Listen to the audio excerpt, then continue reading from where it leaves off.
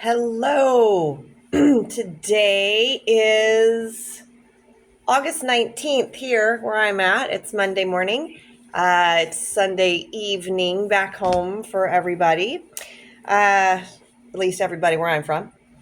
I am Doc Shalona McFarland, and today I'm going to be telling you about hyperbaric chambers. So, a lot of you saw my posts about doing a hyperbaric chamber this last Wednesday, and I had lots and lots of questions about it.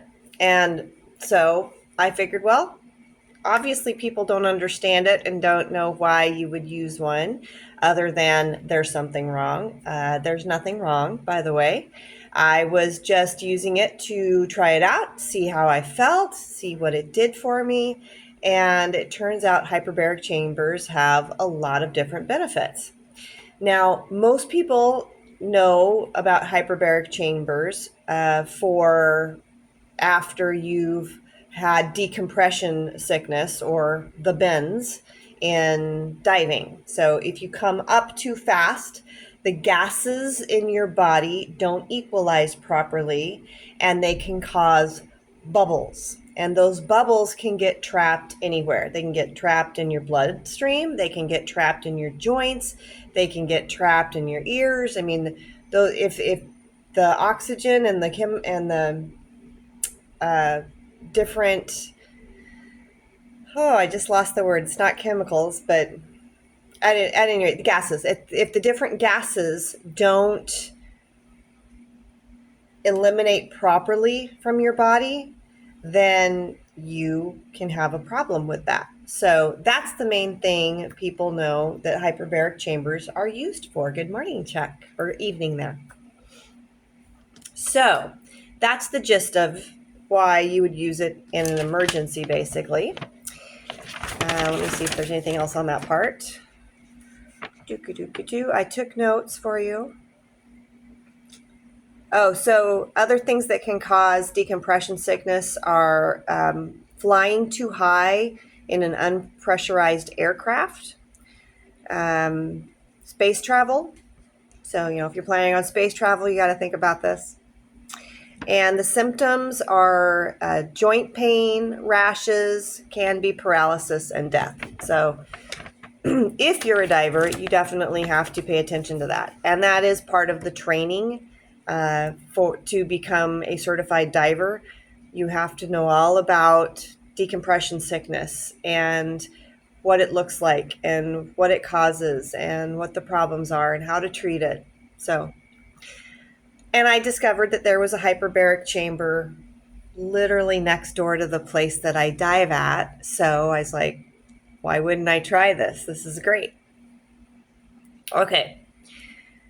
So our air that we breathe is normally made up of 21% oxygen and other gases. Okay.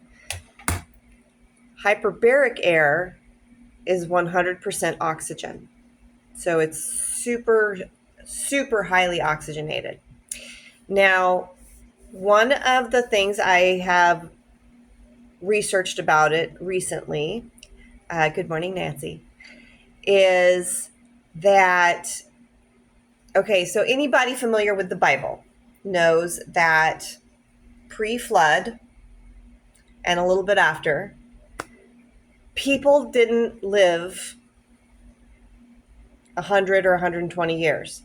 They lived 900 years, 700 years, 880 years. Like, they lived a long time, and they weren't crippled in that time either. They were functioning. They were having children into their 200s, and like they were functioning. I mean, Noah built the ark. He was very late in life when he started that.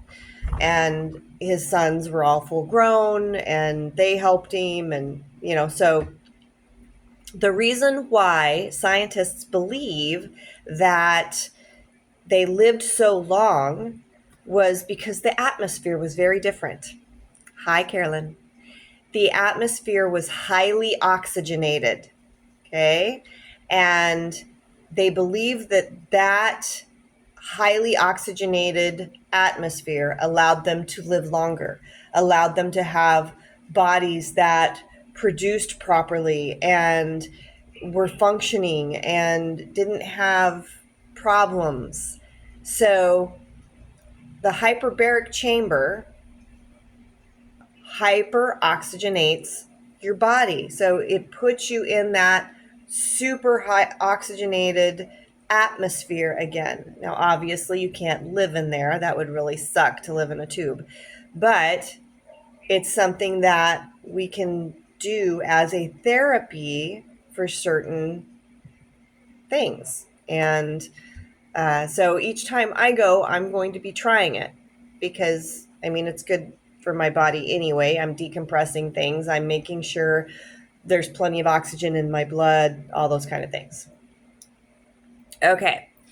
So the hyperbaric chamber, it improves the body's ability to heal, especially wounds.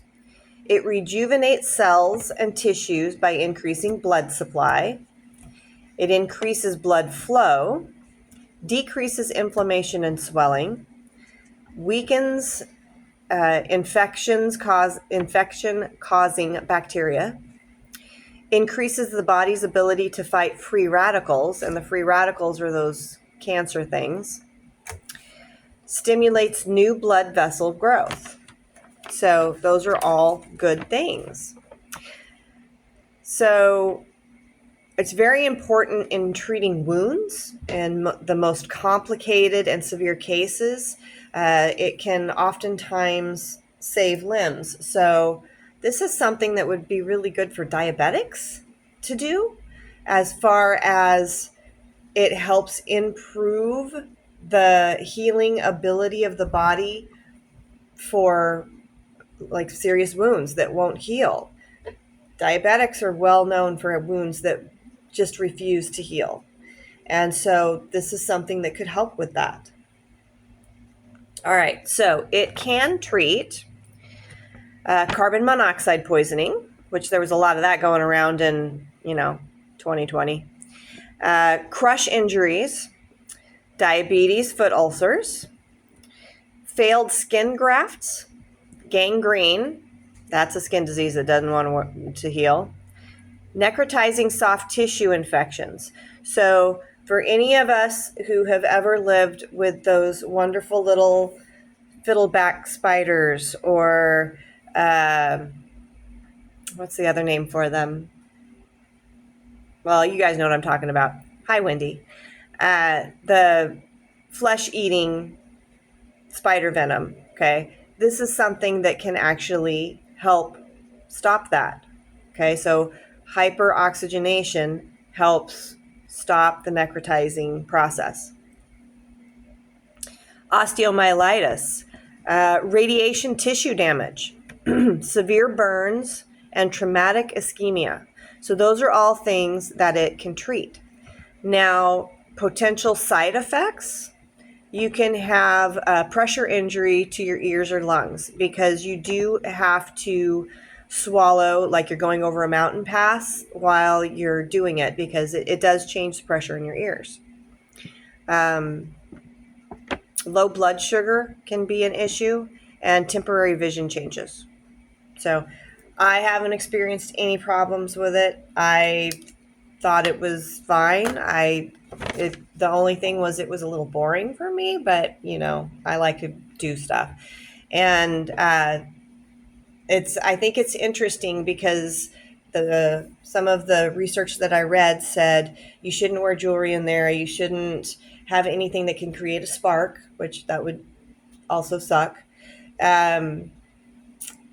because you're in really highly oxygenated area, right? So sometimes a spark can set that off on fire.